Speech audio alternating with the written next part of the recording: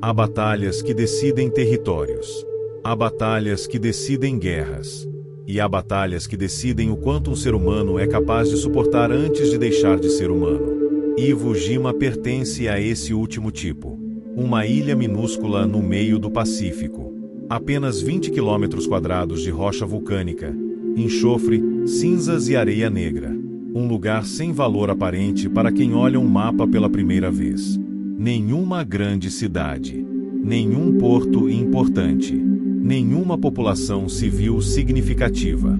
E ainda assim, ali, em 1945, homens lutaram até o último suspiro. Para os Estados Unidos, Iwo Jima era uma necessidade estratégica. Uma base avançada para caças escoltarem bombardeiros rumo ao Japão. Um ponto no oceano que reduziria perdas aéreas e aproximaria o fim da guerra. Para o alto comando, a equação parecia simples.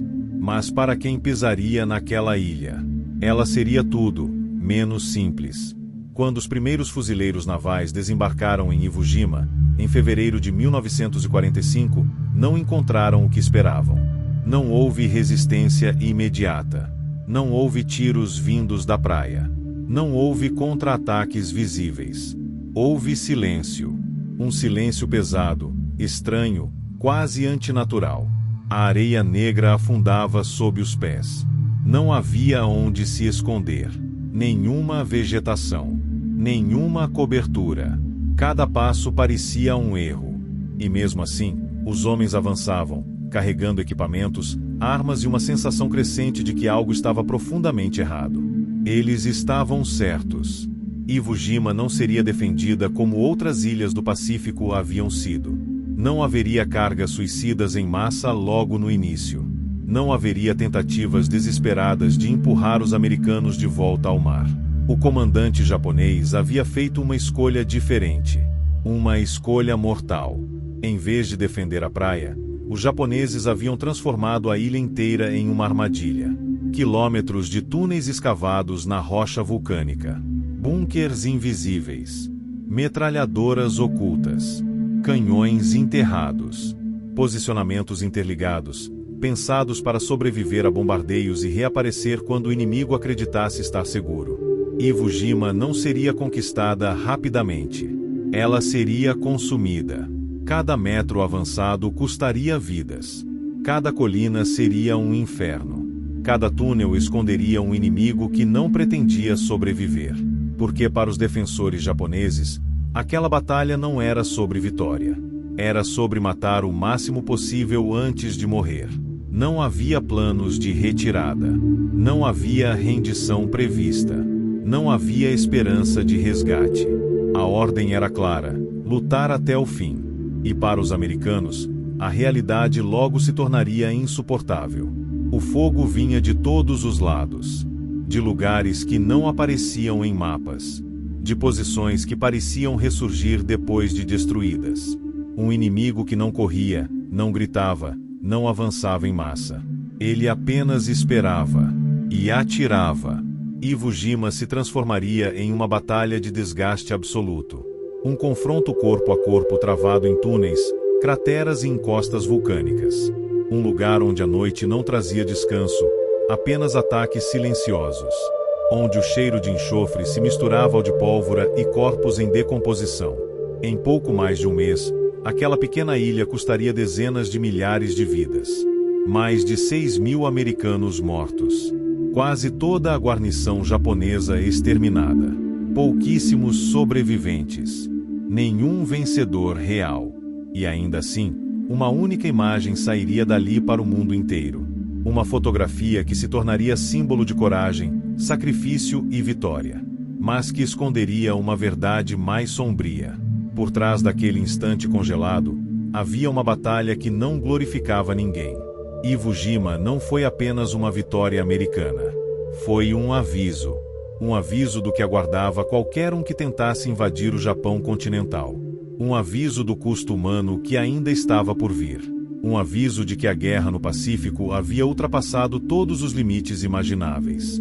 Esta é a história de uma ilha onde quase ninguém sobreviveu. Onde render-se era considerado pior que morrer. E onde o mundo entendeu, talvez tarde demais, que algumas vitórias são tão sangrentas que mudam a forma como a guerra é travada para sempre. Esta é a história de Iwo Jima. Antes mesmo de o primeiro fuzileiro naval americano pisar na areia negra de Iwo Jima, a batalha já estava decidida de uma forma silenciosa. Não nos mapas, não nos discursos, mas no subsolo da ilha.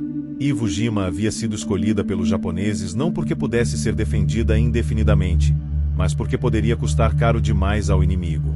O comandante japonês, General Tadamichi Kuribayashi, compreendia algo que muitos de seus antecessores ignoraram nas batalhas anteriores do Pacífico. Enfrentar os Estados Unidos da maneira tradicional era suicídio inútil. Kuribayashi sabia que os americanos tinham superioridade aérea esmagadora, artilharia naval devastadora e recursos praticamente ilimitados. Se tentasse repetir as defesas clássicas, com tropas concentradas na praia e ataques imediatos, seus homens seriam aniquilados em poucas horas. Por isso, ele fez algo radical. Ordenou que a ilha não fosse defendida na costa. Em vez disso, transformou Iwo Jima inteira em uma fortaleza subterrânea. Um labirinto invisível, projetado para sobreviver aos bombardeios mais intensos e reaparecer quando o inimigo acreditasse ter vencido. Durante meses, soldados japoneses escavaram a rocha vulcânica dia e noite. O trabalho era exaustivo, sufocante e mortal. O calor era constante. O cheiro de enxofre impregnava o ar. Muitos adoeciam. Alguns morriam durante a escavação. Mas o trabalho nunca parava. Ao final, Iwo Jima possuía mais de 20 quilômetros de túneis interligados. Esses túneis conectavam bunkers, posições de artilharia, depósitos de munição e abrigos médicos improvisados. Um soldado japonês podia desaparecer em um ponto da ilha e reaparecer em outro, sem jamais ser visto. Metralhadoras podiam disparar, ser abandonadas e voltar a operar horas depois em outro local. Nada estava ali por acaso. Cada colina, cada elevação, cada cratera era parte de um sistema defensivo integrado. As armas eram posicionadas para criar fogo cruzado, cobrindo praias, encostas e áreas de avanço. Mesmo quando um bunker era destruído, outro, invisível, assumia sua função. O Monte Suribachi, o ponto mais alto da ilha, foi transformado em um verdadeiro ninho de morte. Seu interior estava completamente escavado, com túneis que permitiam mover tropas, armas e suprimentos sem exposição. Bombardeios navais atingiam o exterior da montanha, mas pouco efeito tinham contra o que estava enterrado dentro dela. Kuribayashi proibiu explicitamente ataques suicidas em massa no início da batalha. Proibiu cargas banzai. Proibiu desperdício de vidas. Cada soldado tinha uma função clara: matar o máximo possível antes de morrer. A rendição não era considerada uma opção. A guarnição japonesa em Iwo Jima somava cerca de 21 mil homens. Eles sabiam que não haveria reforços. Sabiam que não haveria evacuação. Sabiam que a ilha seria isolada e esmagada. Ainda assim, receberam ordens para resistir até o fim. E fizeram isso com disciplina absoluta. Enquanto isso, do lado americano, o planejamento parecia sólido. Dias de bombardeio aéreo e naval antecederam o desembarque. Navios dispararam milhares de projéteis contra a ilha. Aviões despejaram toneladas de bombas. Do mar, Iwo Jima parecia devastada, silenciosa, quase morta. Mas o silêncio era enganoso. A maior parte da guarnição japonesa estava protegida no subsolo.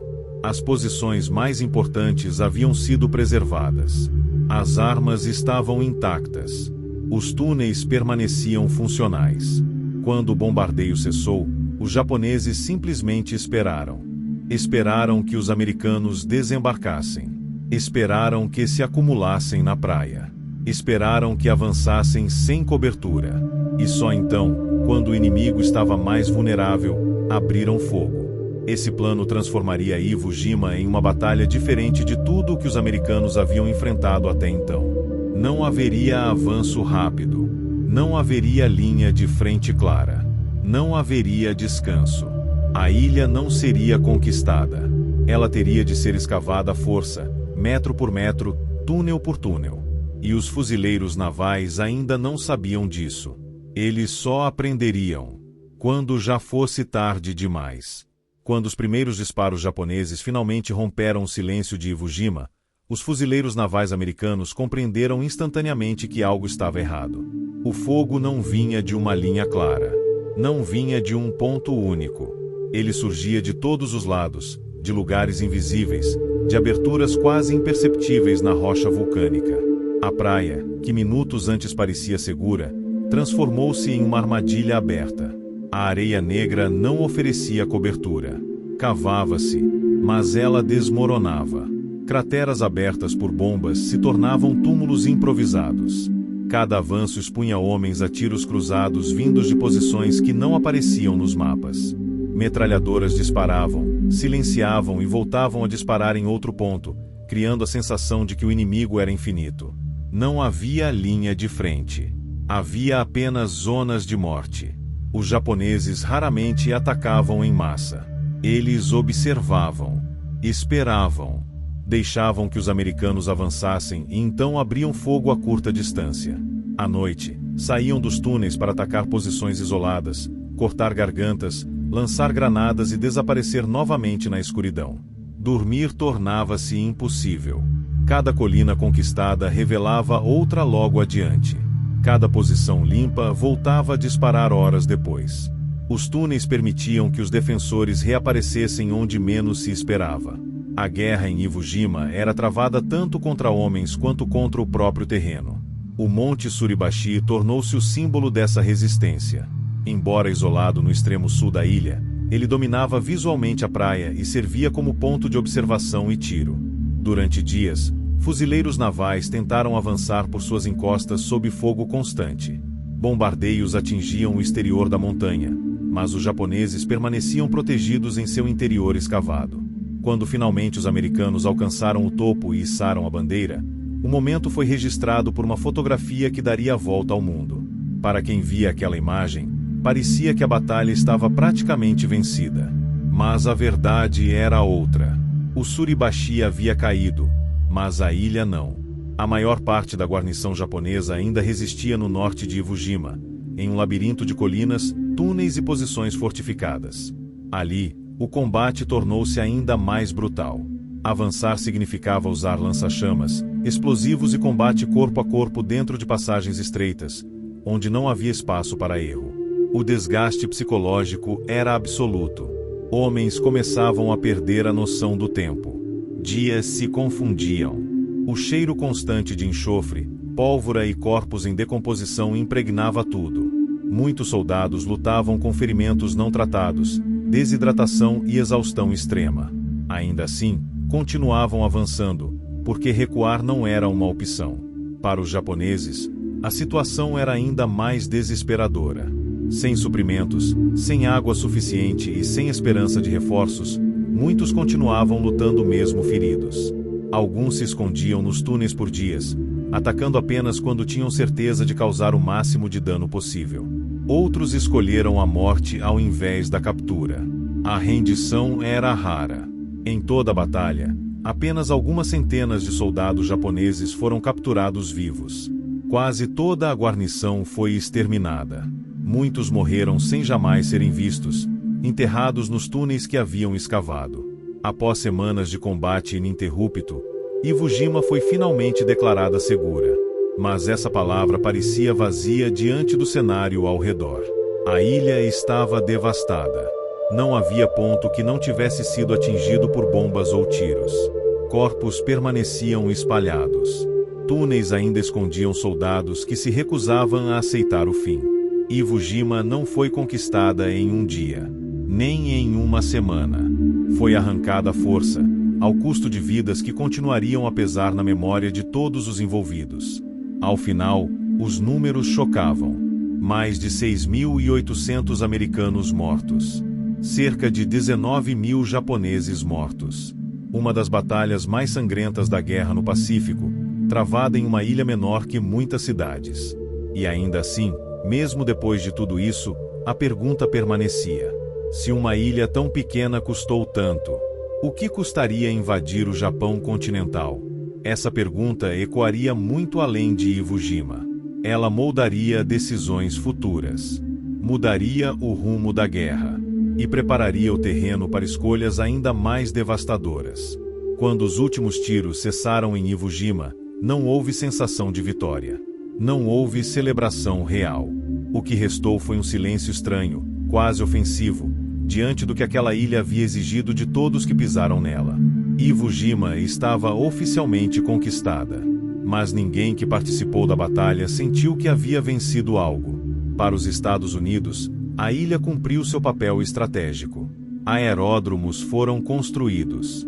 Aviões danificados passaram a pousar ali. Bombardeiros passaram a ter escolta até o Japão. No papel, a operação foi um sucesso. Mas o custo foi impossível de ignorar. Iwo Jima foi a primeira grande batalha do Pacífico em que os Estados Unidos sofreram mais baixas do que infligiram. Cada unidade avançou sabendo que as perdas seriam inevitáveis. Cada oficial percebeu que o modelo de guerra que vinha pela frente seria ainda mais sangrento. Aquela pequena ilha revelou algo que os planejadores americanos temiam profundamente. Se uma guarnição isolada, sem reforços, sem chance de vitória, lutou até quase o último homem. O que aconteceria se o Japão continental fosse invadido? Iwo Jima respondeu a essa pergunta de forma cruel. Ela mostrou que o inimigo não pretendia recuar, não pretendia negociar, não pretendia se render em massa. A batalha revelou uma disposição ao sacrifício absoluto, alimentada por doutrina, honra e desespero. Uma disposição que transformava cada vila, cada colina e cada túnel em um campo de morte. E essa constatação teve consequências diretas. Meses depois, quando líderes americanos discutiam como encerrar a guerra, Iwo Jima estava presente em todas as salas de decisão. Seus números, suas imagens e seus relatos serviam como alerta. Okinawa reforçaria ainda mais essa percepção. A invasão do Japão parecia significar milhões de mortos. Iwo Jima não foi a causa única das decisões finais da guerra, mas foi uma das provas mais claras de que o conflito havia chegado a um ponto onde não existiam mais opções sem horror. Para o Japão, a batalha foi uma tragédia silenciosa. Quase toda a guarnição foi exterminada. Poucos sobreviveram para contar o que aconteceu nos túneis. Muitos morreram sem jamais serem identificados. Para eles, não houve retirada honrosa, apenas o cumprimento de uma ordem que não previa retorno. A famosa fotografia da bandeira erguida no Monte Suribachi se tornaria um símbolo eterno. Para o público, representava coragem, sacrifício e vitória. Para muitos veteranos, porém, ela escondia uma verdade mais amarga. Aquela imagem foi capturada quando a maior parte da batalha ainda estava por vir. Iwo Jima não terminou no Suribachi. Ela continuou, dia após dia, colina após colina, corpo após corpo. Hoje, a ilha permanece, silenciosa, verde, quase tranquila. Mas sob sua superfície ainda repousam túneis, restos humanos e memórias que nunca foram totalmente enterradas. O solo de Iwo Jima guarda uma guerra inteira dentro dele. Lembrar Iwo Jima não é glorificar a morte. É reconhecer o limite da guerra. É entender que, em determinados momentos da história, o custo humano ultrapassa qualquer vitória simbólica. Que existem batalhas que vencem mapas, mas destroem homens. E que algumas decisões só são tomadas porque outras se mostraram impossíveis. Iwo Jima foi uma dessas batalhas. Uma ilha pequena demais para conter tanta morte. Um aviso claro do que ainda estava por vir. E uma lembrança permanente de que, na guerra, até a vitória pode ser uma forma de perda. E talvez seja exatamente por isso que Iwo Jima nunca deixou de ser lembrada.